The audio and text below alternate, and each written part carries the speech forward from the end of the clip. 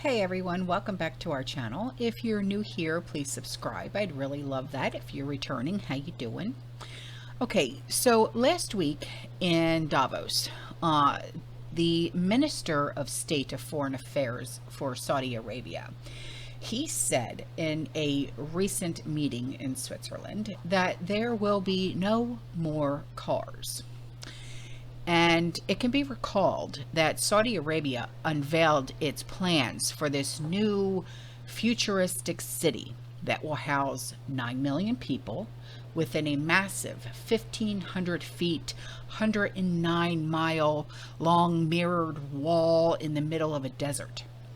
And to put that into perspective, the reflective eyesore will be taller than the Empire State Building and the Eiffel Tower once it is completed. This new linear city, dubbed NEOM, N-E-O-M, by the Saudi Crown Prince, will be outfitted with the most advanced technology available, including vertical farms, facial recognition, zero-emission transportation, cloud seeding, and other programs that are in development. The city will apparently even feature some chilling dystopian extras like robot cage fights and a fake moon.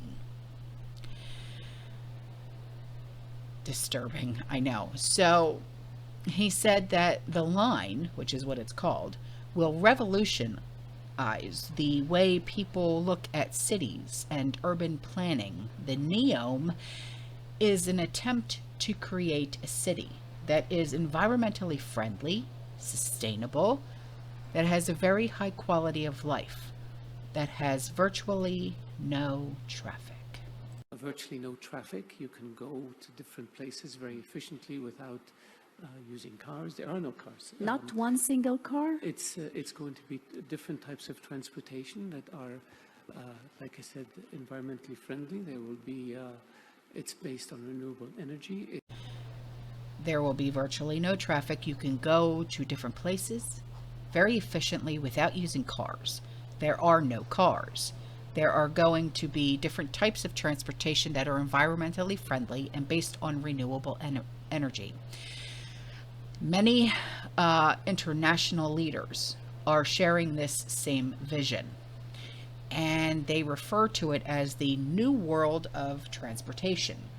Now, prominent leaders argue that communal sharing, I'm taking it as like Uber, Lyft, okay, rather than individual car ownership, can significantly reduce the negative impact on the environment.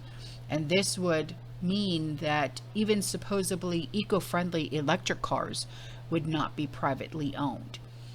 And the World Economic Forum is advocating for the abolition of wasteful private vehicle ownership for the planet's greater good, as the organization attempts to advance its Great Reset agenda and transform the world so that the average person will own nothing. They said, we need a clean energy revolution, and we need it now. 3 circular economy approaches to reduce demand for critical metals. But this transition from fossil fuels to renewables will need large supplies of critical metals like cobalt, lithium, nickel, just to name a few.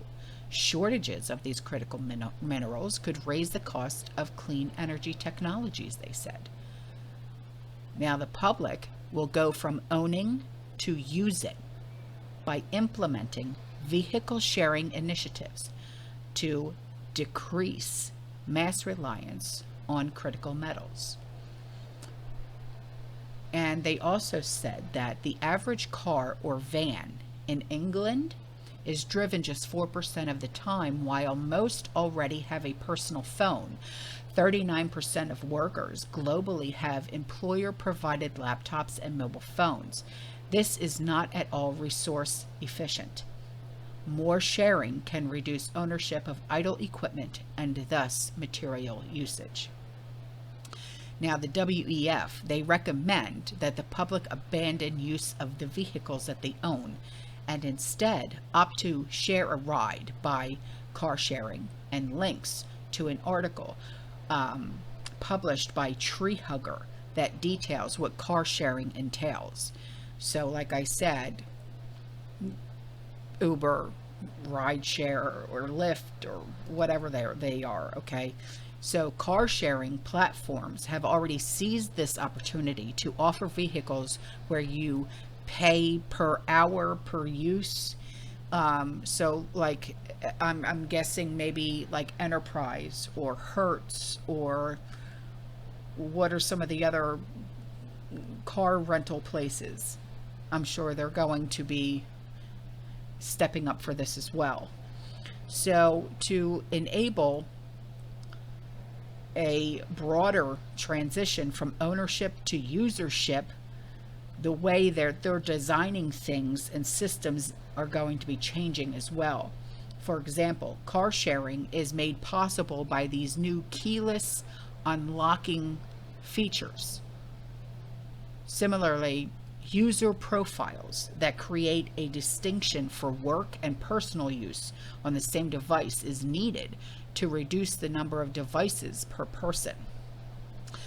Banning private ownership in its entirety is essential, and that is according to the WEF, and a design process that focuses on fulfilling the underlying need instead of designing for product purchasing is fundamental to the transition. And they also said that this is the mindset needed to redesign cities to reduce private vehicles and other usages. So, if this has a trickle effect or a domino effect, and they really amp this up and really kick this into high gear, we're really not going to be owning anything and really being happy, huh? This is really sad. This is really sad. I don't know. Talk about not having... What are you going to do in case of an emergency and there's no car, there's no ride share available? You know, you got to wait on Uber or Lyft or whatever and see if your keyless entry works. You know, there could be a glitch in the system. What? Oh my gosh. Yeah, how ridiculous is this? No kidding. Oh, but wait, that's right. We're going to be living in 15-minute cities or 5-minute cities. So in that case of emergency, we'll be able to get to a hospital or what? Oh, forget it. Forget it. Wow. All right, I'm out of here, guys.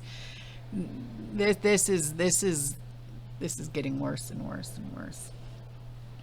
I'll see you in the next one. You stay safe, you stay positive, you keep prepping, and as always, fear less. Ciao.